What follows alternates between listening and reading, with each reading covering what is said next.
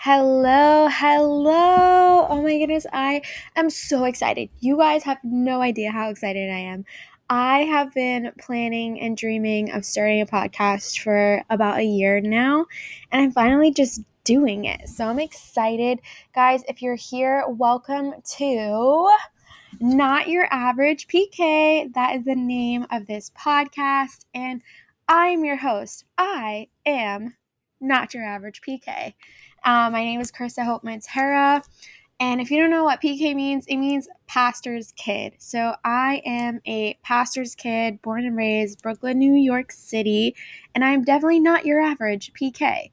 But I'm so excited to get into personal stories, philosophies, inspo, and challenges that continue to shape my mind as a young Gen Z leader in my 20s, my 20 somethings from New York City. And honestly, no topic is going to be off limits because I love to talk and share and dive deep into so many things, including society, culture, faith, religion, you name it, but with a whimsical twist from the perspective of a not so typical pastor's kid. So expect to laugh, learn, hear some fun interviews, and always, I cannot stress this enough, always have a snack on hand for these juicy combos. Let's keep it light but spicy, and let's talk about it together. I'm excited.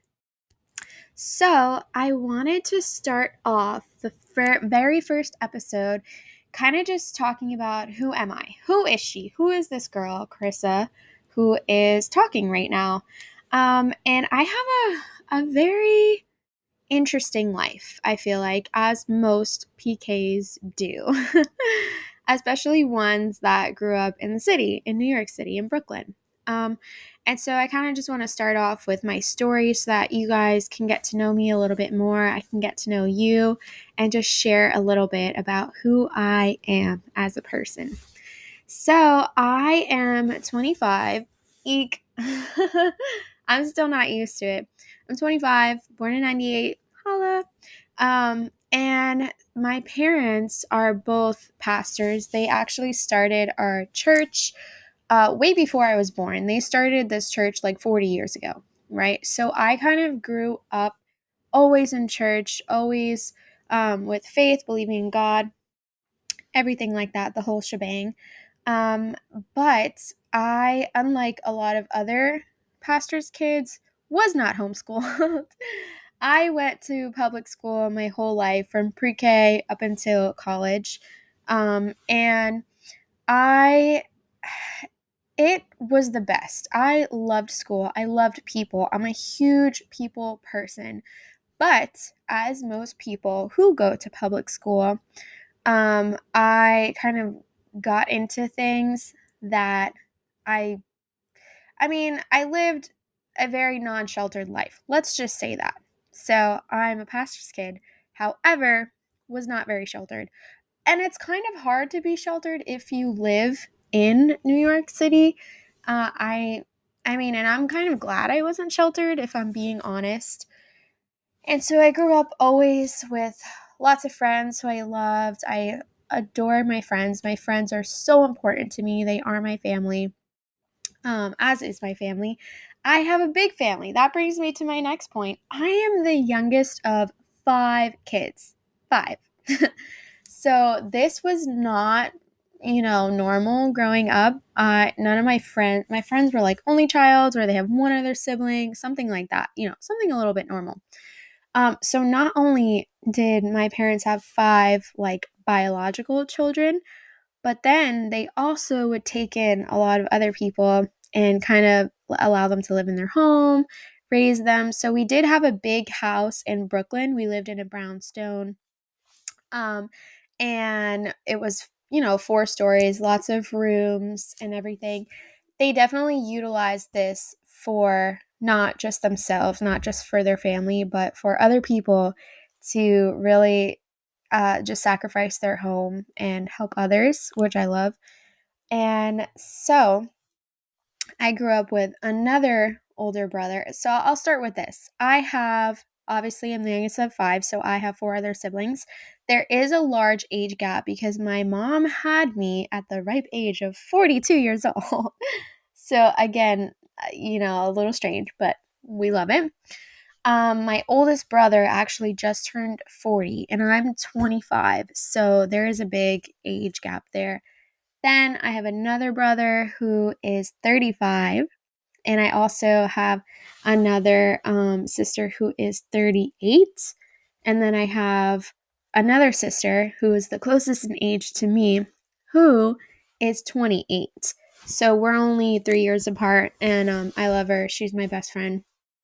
Um, but yeah, so then my parents also growing up they had taken in someone else who we call our another brother to live with us. So his name is Christian, and I think he's like, I don't remember how old he is. He's probably also 40, maybe, like, I think. But yeah, so then we had another brother.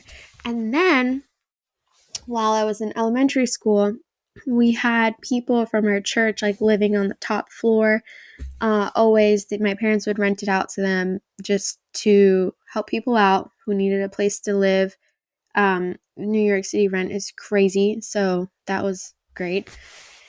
And then my mom, she also, along with running the church with my dad, has an organization, a nonprofit called Children of the City, where they help families and kids in need who are struggling in poverty. And they help them, build them up, teach them how to kind of get out of this poverty without gentrification. So they build them up through education and through learning, and really great. And so through this organization, she came across two other young kids when I was young, who were in a really broken home and they needed a place to go. And so she took them in too, and she had guardianship over them. So then I got two more sisters. So imagine, I already have 5 siblings, then they had another brother, and then they had two more sisters. And our house was always packed. It was crazy. Um, but so yeah, our house was always packed, but it was an adventure. Um, so along with having that background with the kids and everything like that, I was pretty much always like at church. My parents were always at church, right? So I was always either at a friend's house or at, after school, I have to wait at the office for my parents to finish with work. And then there's tons of meetings. The meetings never ended. And so me and my sister, who really were the youngest, so we got the brunt of that. We're always just joking that like we would just search the church for like crackers to eat and stuff because we'd be hungry after school, and we basically felt like we lived there. And so that's kind of that side. I Because of all of that, I felt like I had a bit of embarrassment towards God and towards Christianity and my background in that and everything. So, from a young age in elementary school, I wasn't super talkative about my faith with a lot of my friends because it seemed weird. It's like, yes, I am 10 years old, but I, worship this God who you can't see and who I can feel, and I have a relationship with him. And it's hard for a 10-year-old to kind of articulate that in, I don't know, in a way in which their friends will not find weird, which I get is not a big deal to me now. I'm 25. But, I was always very close with my friends. And so in elementary school, from a young age, I kind of wrestled with this idea of wanting to have kind of a double life of like, I believe in God and I have a relationship with God. But I just want to be like a regular kid at school. So grew up just doing regular kid stuff, always with my friends, whatever. Didn't really talk too much about God to them. My parents would. My parents would to their parents as well. Um, but I was kind of embarrassed a little bit about it. And I, whatever, had regular childhood in elementary school. Then middle school, same thing, kind of regular.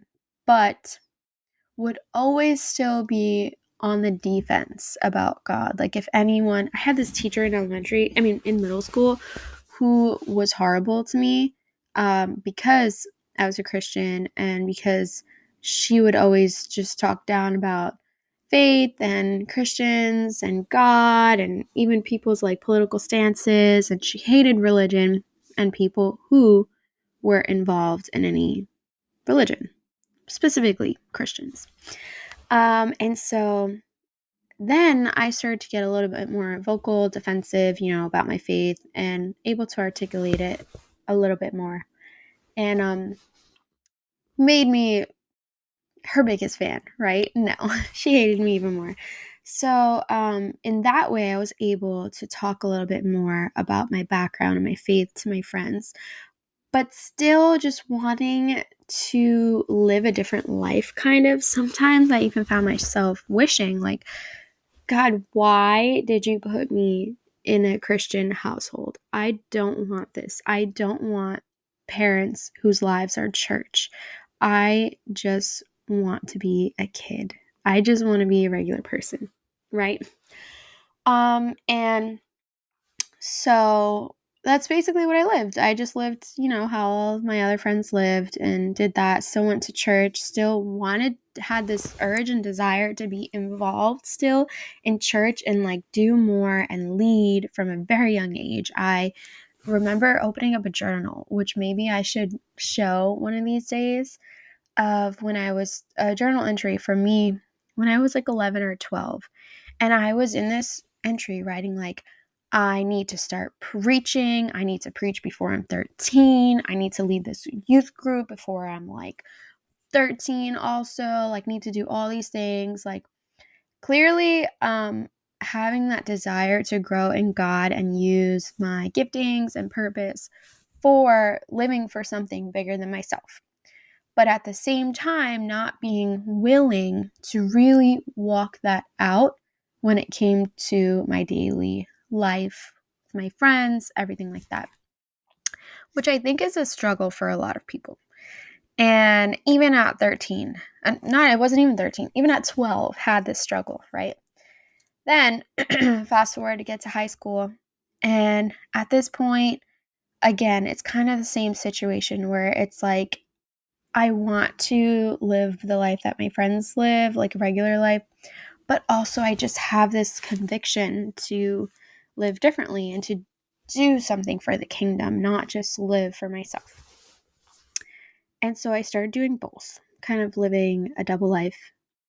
And I, at first, beginning of high school, was not really tapping into the whole like scene. I was still like, yeah, I am too convicted to do anything that you guys do. I am fine being sober minded. I will still go and live by my convictions that God put on my heart.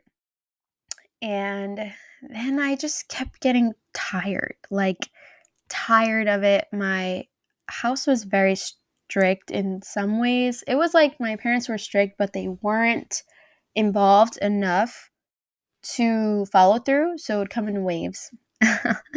um, and but still, there was a lot of things I wasn't allowed to do, and so even though I wasn't doing anything necessarily wrong, I wasn't like out drinking or whatever, smoking. I felt like, well, I'm stuck here. I'm like doing all this. I'm living in this household in which I'm being treated like I am doing wrong things. So why don't I just do them if, I'm having the same level of strictness as someone who is a bad kid. So why don't I just do them?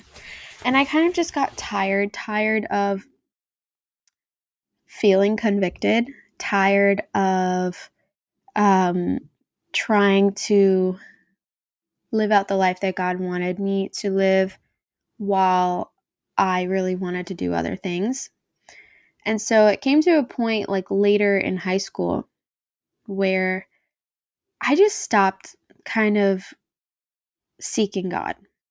And I still believed in God. I still, I had my prayer time occasionally, and like when I had an issue, whatever, was still wanting to still be involved too.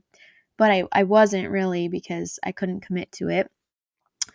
But it went a little bit deeper where I wanted, then I had like a boyfriend, I wanted to date someone who wasn't Christian. I wanted to start drinking. I wanted to start smoking and kind of like experience the whole regular high school experience. I was definitely not sheltered. And I just wanted to have fun. It wasn't anything deeper than that. Mostly it was like, I just wanted to have fun. I just wanted to be a regular teenager going to public school in Brooklyn and doing what that entails. And for a while, I did have fun. And then towards the end of senior year, I obviously had to pick a college. And again, like I said, it's not like I stopped believing in God or anything like that. I prayed to God and I said I still wanted to ultimately be, doing his plan, even though I wasn't really living like that. So I prayed and I asked God to show me where I should go to college. I really didn't know. Mind you, I was a straight A student, so I had my fair choices of colleges. I applied to 18 schools. So I was like, I don't know where to go. Like, I don't know. And I was praying, and my cousin had recently told me about this school, which I never heard of, called Liberty University. You guys may have heard of it. It's I'm sure everyone has heard of it by now. There's been so much stuff that has gone on about it. I had never heard of it because no one really in Brooklyn or in the city had heard of it. But like her church, a lot of people from her church went there and they did visits and stuff like that. And she told me about it, and then I was like, wow, that school sounds awful. Like literally terrible when she told me about it. And then I was praying and asking God, where should I go to school? And he freaking showed me to go to that school. The school that I told her sounded awful. And I was like, no way, I'm not going there. Like I said, I've grown up in church my whole life. Like I am not trying to then go to a college that's all about church and God. I was like, God, like I kept trying to separate myself from this world because it was just, I felt like I couldn't get away from it. And I wanted to. But I agreed to go on a tour to see the school. My dad actually knew some of the people who were higher ups in the school. Like he knew like David Nasser. He doesn't work there anymore.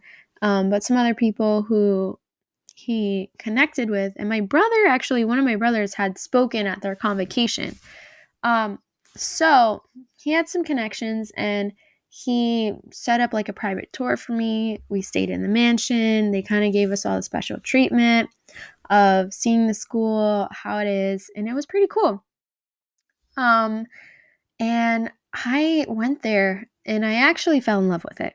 I fell in love with the atmosphere of being in a space that felt peace everywhere where I went. I felt hope. Obviously, I know now it was just the presence of God was there from so many people there who are praying and seeking God and who are Christians who set the atmosphere in a godly way.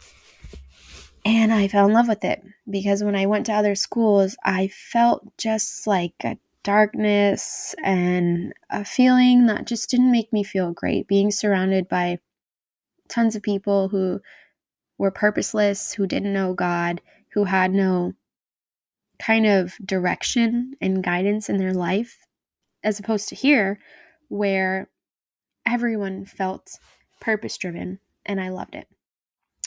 So I decide to go to the school. I commit to it. I went there actually not knowing anything about really the rules. I did not know any of the specifics about the rules. Now, if you know Liberty, they have got a lot of rules. Like, they are kind of known for their rules. Like, it's kind of a meme. Um, so I went there and I was just like, God told me to go here, so I'm gonna go. And I didn't really look much into it because I was like, I'm gonna go either way. And I didn't think that there would be a college that had a curfew. Silly me, that never crossed my mind.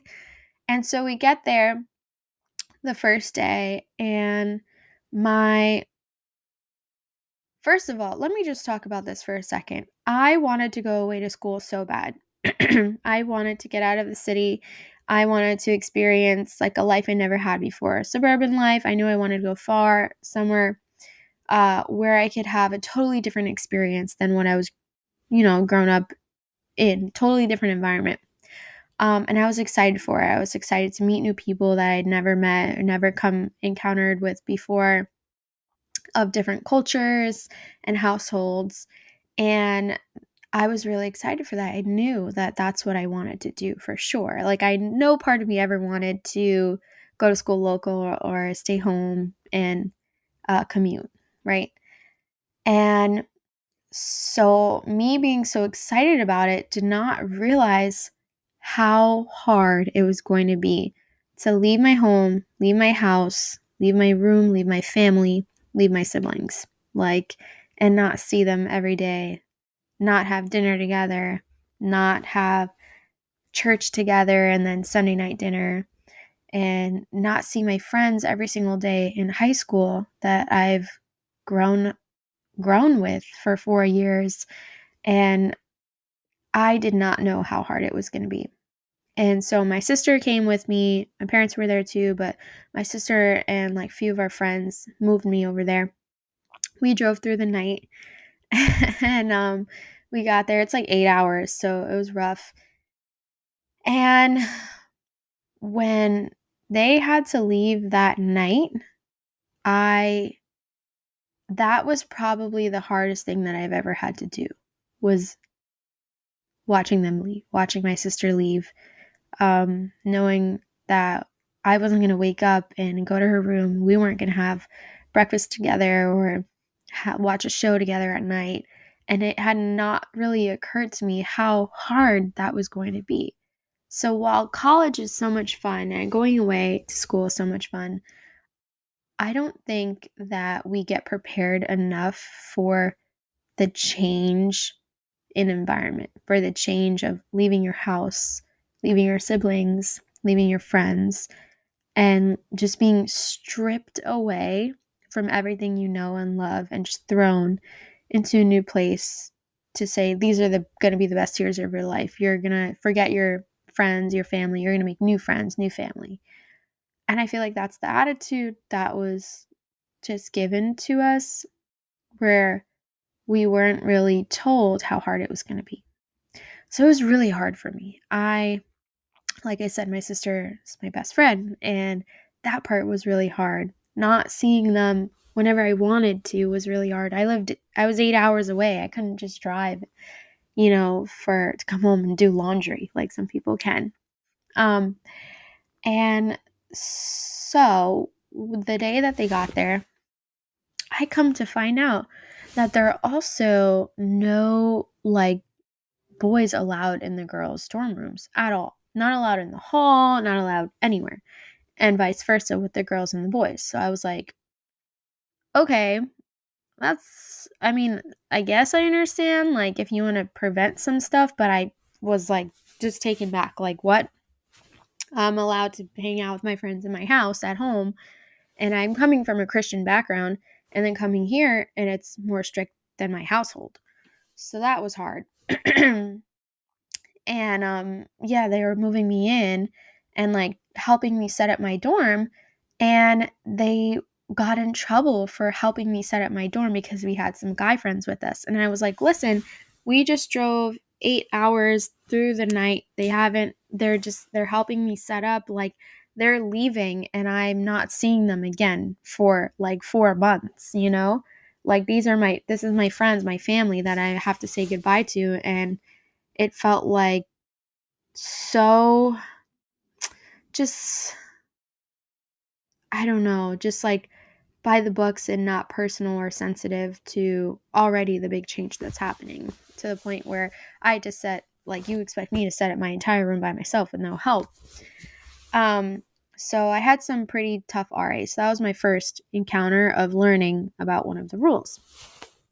And already I'm having culture shock.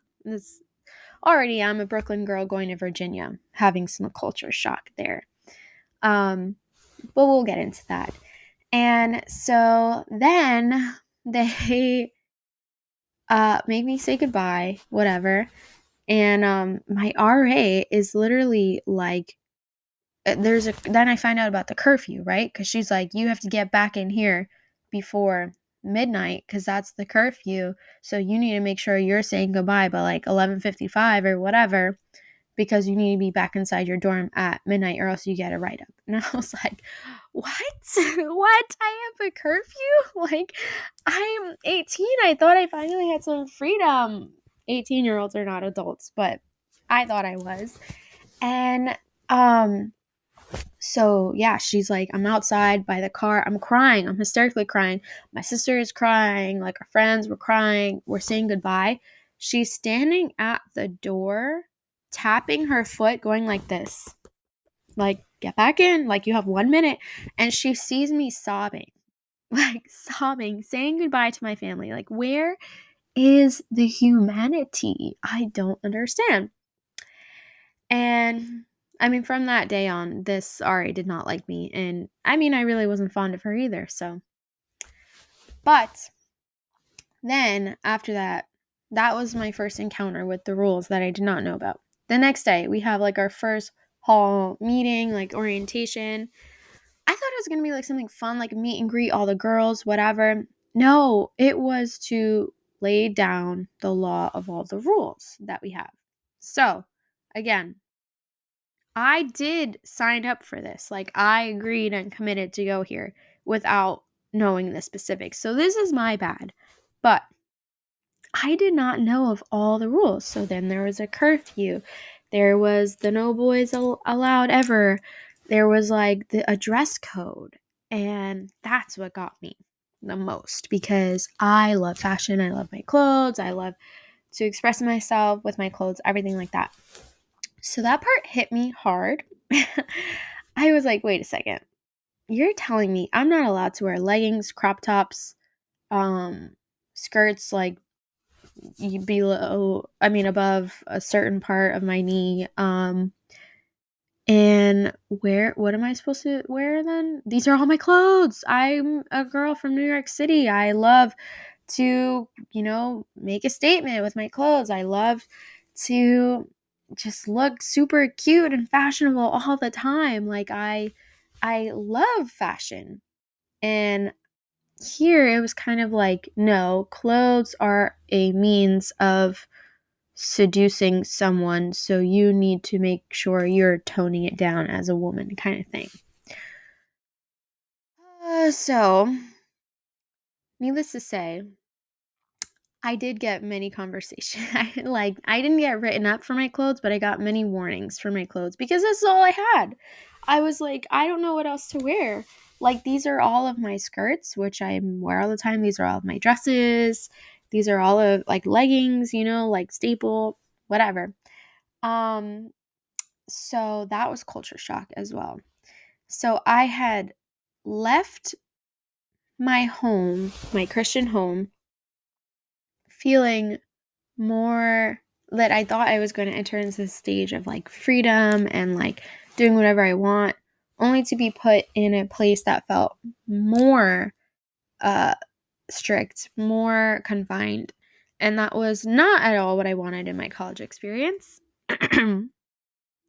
which is kind of just funny. Like, God told me to go there.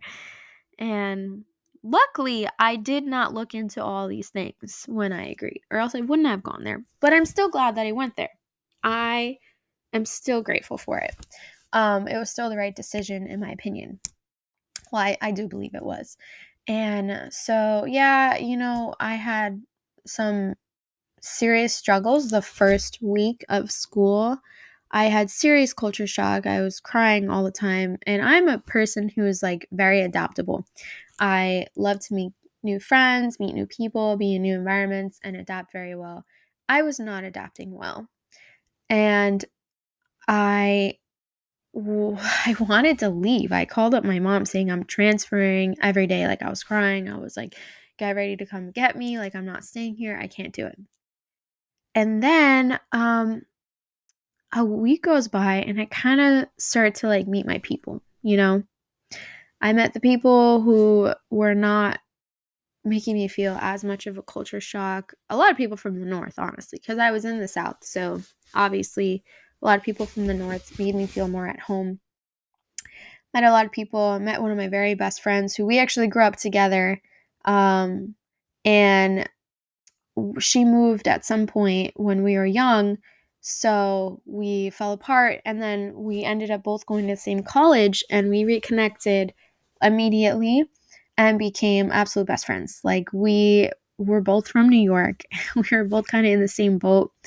And we helped each other out a lot. So I'm so grateful for that. And so, kind of after I settled into that, actually meeting more people, having fun, doing some more fun things, I was like, okay, mom, I'll stay here. I'm not going to transfer. Like, I'll stick it out. I think I can make this work. And you know what? I did have a great time. I learned a lot. I had a lot of great classes, a lot of great professors. I met so many great people, so many of my best friends there. Um, but again, I did have a lot of culture shock. There was a lot of things that I didn't agree with, a lot of stances politically and biblically that I clashed with and that I debated a lot of professors on as well. And so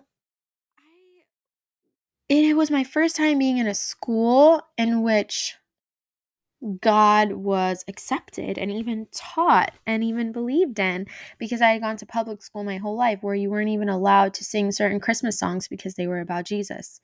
Crazy, because all of Christmas is about Jesus. It's his birthday. So that was crazy. If you're going to let us celebrate Christmas, then let us sing about what Christmas is about. Like, okay. So it was my first time being in an environment in which God was actually the center in school. And that part I loved. I loved that so much. I was so weary and tired of being in school, constantly debating God, having to defend my faith, having to defend my stance, having to debate about evolution and science classes and history. And I was tired of that. So for this, I'm very grateful that I didn't have to do that in college, because it's probably much worse in that environment.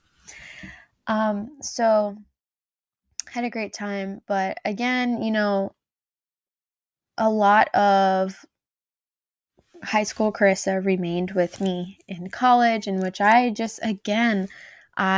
was just rebelling against what I knew I should be doing, because I just wanted to have fun. I didn't want to take anything seriously, just wanted to have fun. So got into a lot of the same things there. And I how do I phrase this? I was at the same time seeking God and wanting to do his plans while also chasing my own plans and desires, and really not sacrificing anything, not dying to my flesh and living through my spirit, which is what God calls us to do. So was I living a life that was serving him? Sometimes. Sometimes. 50-50. which is a problem. And the reason I believe I was doing that is because I wasn't actively seeking God to become more like Him. I was not reading my Bible the way that I should and praying the way that I should. Like, I was probably not doing that hardly at all. And because of that, there's no part of me that is becoming more like Christ, more like God at all. There's no part of me that's getting sanctified daily. So therefore, I'm just living how I want to live, and I'm not living in a way that's serving God. If you're not praying or reading your Bible at all, then there's no way for you to get sanctified daily. That's how you do it. So I'm taking so long for this. Is just kind of just captures all of who I am in general. So if you want to fast forward or whatever, that's fine. But if you want to listen to the whole story up until where I am now, then that's cool too. So fast forward a little bit. Kind of like while I was in school, freshman year, I made a lot of mistakes, and I was not being a good. I feel like I wasn't, just living up to my potential of like who God called me to be. And I wasn't being a great witness for God either, because I was just living exactly like everyone else who doesn't know God was living. And I made a lot of mistakes, kind of went a little crazy in my like, oh my goodness, I'm freedom, rebellion, whatever, regular 18-year-old, 19-year-old crap, right? So at the end of the semester, when I was getting ready to go home, I just felt so depressed. I was like feeling like I wasted my time. I wasted my energy. I wasted so much investing in worthless things, worthless activities. And while I did, short term have fun, whatever, afterwards I was left empty. And so I left off the semester saying, like, this is not how I want to continue my college years. Like, I went here for a reason and I'm wasting it. I went here and I'm acting as if I went to any of the other schools that I was going to, and I want to take full advantage of me being here and why God wanted me here. So I left the semester with that in mind.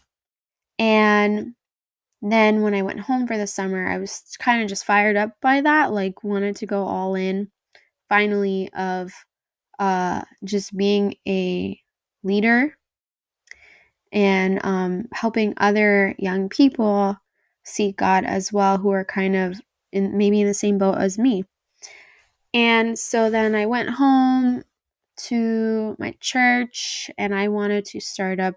We always did this thing called like Acts internship every year for school for the summers, where it would be like an intensive of like youth Bible camp church kind of thing, where we would do like Bible studies, evangelism, learning the word, learning different things, diving to scripture together, worshiping, praying together, learning how to pray, like just to do an intensive on youth and young adults to be filled up with God enough to get them through the next school year, to prepare them for what they would encounter at school with other people in the world, all that. So I went back just really feeling on my heart like I should lead this summer. Like, I am so ready to just leave everything behind and help other people do the same, and I wanted to lead it. So I came up with like a whole plan, whole curriculum, led all that, led the youth thing that summer and had a great time doing it. It was really hard because it was definitely very intense.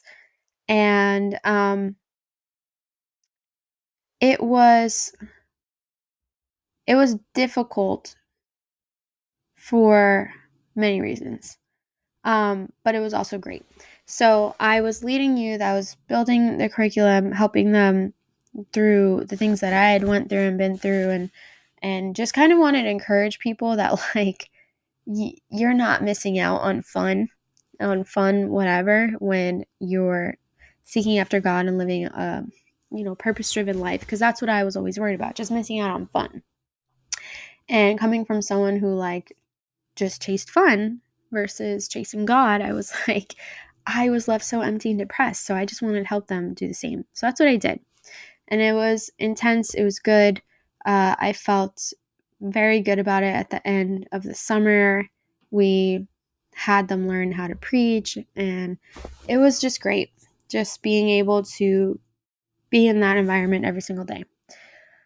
And helping other people do the same too. So that was good. And then I went back to school with the mindset of I am not going to have a repeat of last year. I am God focused right now. I want to be a leader. I want to be a light for other people. I don't want to be living in darkness and emptiness and all that, right? So then I go back and kind of go to all my other friends who we used to like party and stuff together, and telling them like, oh, yeah, like I don't drink anymore. Sorry. Like I just don't want to. Don't think that it's really fulfilling me in any way. I'll hang out with you guys, but I'm not gonna do anything else. And so it did work for a while. I mean, I was kind of just like everybody's DD at that point because I was the only one not drinking or doing anything. Until they realized that I was such a bad driver that they'd rather if I wasn't, if someone else just didn't have to, if someone else just took that responsibility. So I was a crazy driver.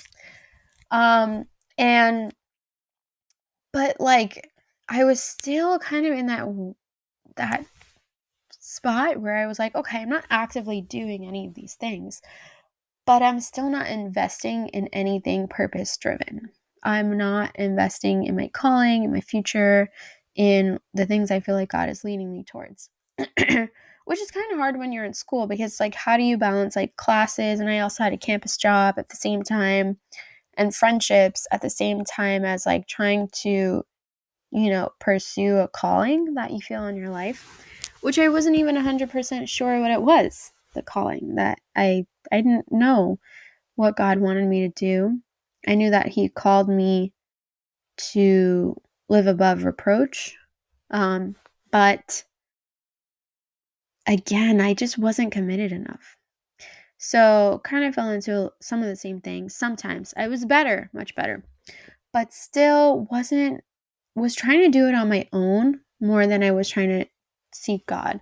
So I was like, I'm not going to drink or anything like that. But I am also not really going to pray and read my Bible the way that I know that I should, because that's a lot of work.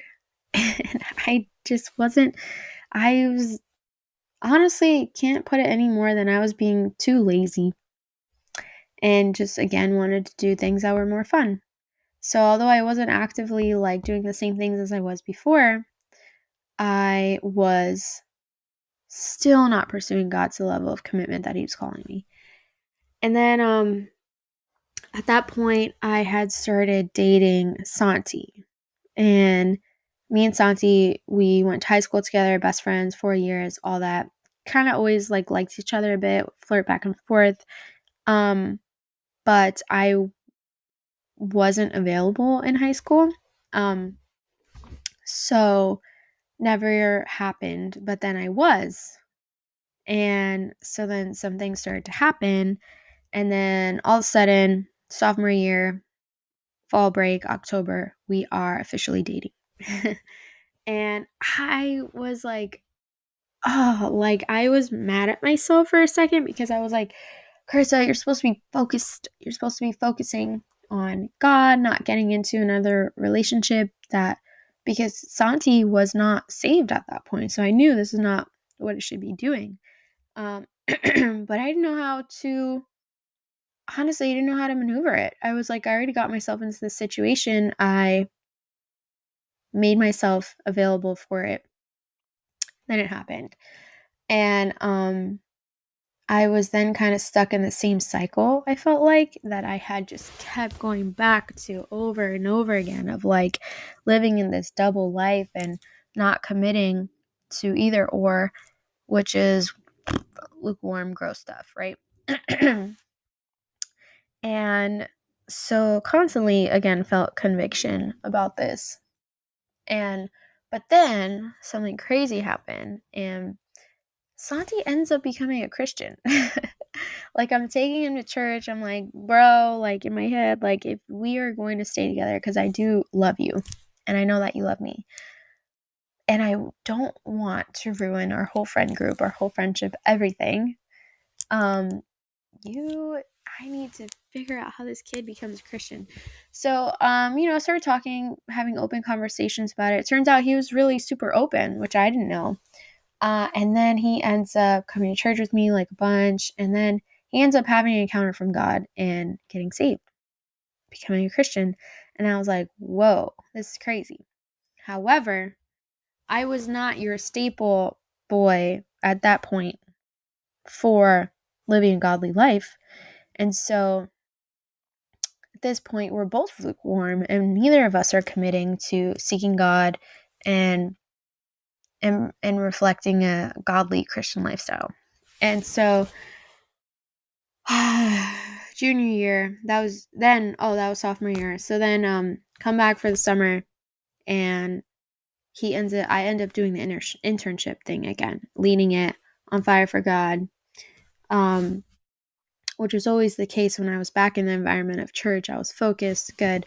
But again, I think I was relying a little bit more on myself and my own intellect and my own planning than I was on God to fill me up to then fill other people up. So I ended up getting so drained.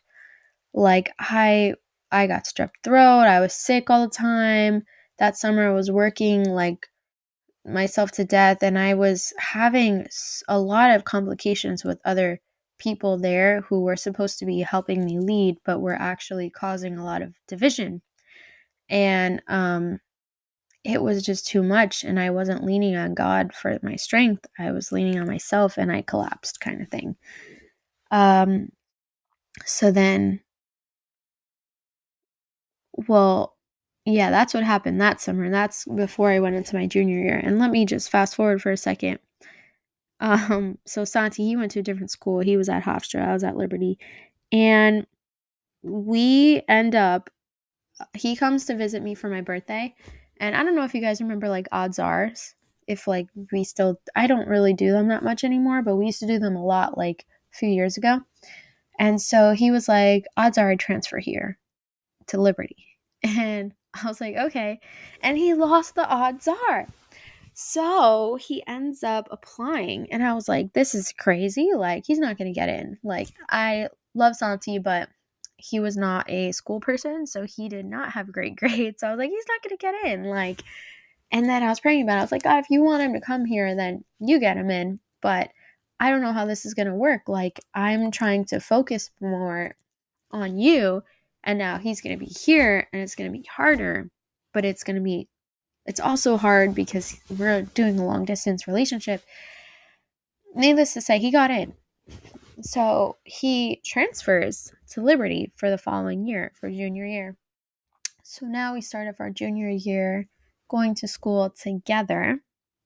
And at this point, we're back in school, back in the same cycles of just being lukewarm together. And we had our roughest year of dating that we've ever had. Junior year, because he transferred to my school and he didn't even grow up Christian or anything. So it's even more of a culture shock for him, especially with all the rules, everything like that. It was just so hard. He was like, I hate this. I hate this school. I hate everything. He was not happy. Then I wasn't happy because I was just worried about that all the time. And um, I was in the stage of my life where I was ready to fully commit to God and like have a deeper walk relationship with him, everything. And I didn't want to be lukewarm anymore, but he did. So that's where it was the hardest time of our relationship ever. because it was almost like I felt guilty now for not wanting not wanting to live the same way as everybody else. And I felt guilty for like wanting to see God in everything.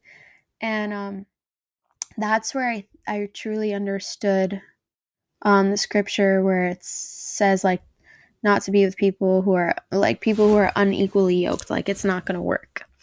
And I was like, we are unequally yoked. And it was not working. And it was hard. And it was kind of toxic for a while because we made each other crazy. But we still loved each other. And I was just praying all the time. I was like, God, please just change, you know, our hearts to just seek you, to seek what you want and have your way with our relationship. And then next year it goes by, and this is our senior year of college now. And God answered the prayer because Santi's life completely changed, where he started actually seeking God, reading the Bible, praying on his own, everything for hours. He read through the entire Bible in a semester, just studying it and kind of playing catch up on like his whole life, I guess, of not having read the Bible before. And he was completely transformed by it. He was a completely different person. And now he wanted to then lead our relationship in a godly way. And we completely changed. And things were salvaged and reconciled. And we were finally equally yoked. um, and it was crazy. That was our senior year. And that was when COVID actually happened. COVID happened our senior year, which was one of the worst times of my life because I was so sad. I was sad on everything I was missing out on my senior year. We were already planning our graduation parties, our celebrations with our friends, and all of that got just cut. No graduation, no saying goodbye to your friends, nothing. And if there's one person who would be the worst thing ever for that to happen, it's me. I love celebrations. I love friends. I love all of that. And I just all of it got shot, done. But the good thing was that it gave Santi that time of really getting to know God, focusing on Him. It gave me time to kind of just like do the same thing, reset, be recharged, relax before going home and facing a whole new ball game. Um, and yeah, so that happened. Then we go home. And I kind of had like the COVID summer was kind of like the best summer of my life. Like nobody had any responsibilities. Nobody kind of had a job. We're all fresh out of college. So we have everything shut down. So we don't even need to go anywhere. There was no pressure, finally, for once in my life, no pressure to do all the activities, to do everything that I wanted to do. If it's there, I want to do it. So there was no pressure. Everything was closed. No even reason to spend money because I was working a little bit. So I had some spending money, but everyone else was just getting like that crazy unemployment check rolling in, like tons of money for not working. And like everyone, we were just having fun, hanging out every day in my backyard, playing card games, just like actual intimate hangouts. And it was so much fun. It was so relaxing. And then my legs are falling asleep. Hold on. And then me and Santi were at this point like both really on fire for God, eager to serve God, His church, everything. And we both thought like, what better thing to do with our lives than to work in ministry full time? Because how else could I serve God better than serving His people in ministry? So we both started working for my church, our church, the one that my parents started, and we worked there for almost 3 years. So we started working there, like in 2020. And this past year, 2023, we actually decided to leave at the end of June. We decided that we just felt it was time. It was 2.5 years of working there. It was great to be able to serve God's people at church, just be able to serve people in general, and kind of get a feel for what ministry looks like in the church, local church sense, and help me figure out really where I fit in, and how to honestly lead teams, how to do administration, how to do a bunch of work that I had never had to do before. And so it was a great time of learning experience. However, it was also extremely draining and very hard. And I didn't feel like I was actually doing things involving my gifts, which I don't think was a coincidence. I think that that is what God wanted me to do at that time. I felt called to work there at that time. And so then we ended up exploring last January for the first time, like different areas of work in the marketplace. And I got connected with all these people and resources that I was only like God connections, honestly. And I felt that God revealed to me what I should start working as and doing, which was speaking. I was on the preaching team, and it was when I was MC almost every Sunday. It was the only time where I just felt really exhilarated by the work that I was doing. And so I love speaking. And I knew that I always wanted to speak, and I love to motivate people. I love to also entertain people. I just love people in general, and I want to see people filled with hope. And so I knew that that's what I wanted to do, and that I needed to pursue that ASAP. And as well as fashion, I always loved fashion as a kid, and I felt like God just giving me the nudge to, like, this is not just a hobby, like, I've given you this passion and gift for a reason, so use it for social media. So left the job, started trying to figure out how all of this works with speaking, becoming a speaker, speaking at conferences, and figuring out how to, use fashion and speaking on social media to reach people and encourage people. And so that is where I'm at now. I'm very new to all of it. Just started basically in like August. Like, I took like July and a lot of August to just like be learning how to do everything and like getting all my resources and connections and everything like that. Really kind of took it off like August, to really start pursuing it in September. And now we are here January, like the second week of January.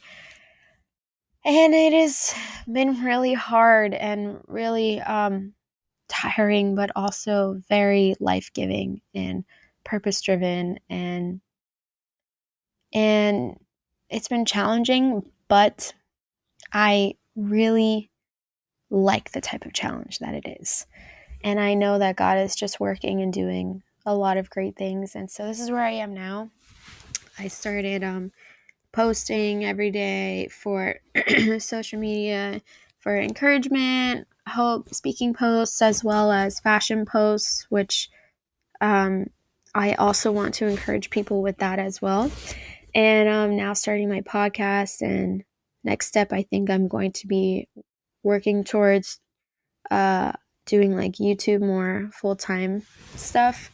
So I'm excited. This is where I'm at now. Santi started his new career in cybersecurity. So we're both just kind of new. We're new in the game. We're kind of getting like a fresh start and everything. But God has really just changed so much for us and answered so many prayers. And I am excited to see what He brings for 2024. So that's kind of who I am in a nutshell. my background, life story. Maybe a different time we can get into more specific stories. But yeah, I love people. I love you. If you're listening to this, you are loved by me, and I want to encourage you in all things that I do. I want to offer people hope, sense of purpose, and encouragement. And if I can do that, then I will feel fulfilled. I don't want to do anything for myself. I don't want this to be about me. I want it to be about serving you. So thank you so much for listening. Oh my goodness, it's been an hour. I'm sorry for the rambling. But I love you so much, and I will see you on the next one. Thank you for listening to Not Your Average PK. Bye, guys.